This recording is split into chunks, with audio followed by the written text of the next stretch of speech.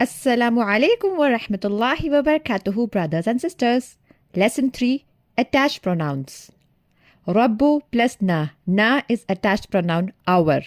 Together it is Rabbuna, our Lord. Rabbu plus ka. Ka is attached pronoun your, singular. Your Lord. Next is Rabb plus e. E is my Lord. Next is Rabbu plus hum. Hum attached pronoun their Lord. Next is Rabbu plus who. Who is attached pronoun here? His Lord. Rabbu plus kum. Kum attached pronoun your, plural. So your Lord.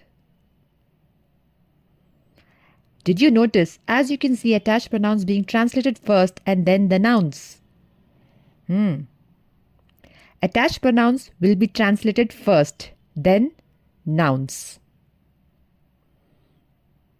We'll do some more practice to make this concept clear, inshallah. Like, share and subscribe to our channel. Assalamu alaikum wa rahmatullahi wa barakatuhu, brothers and sisters.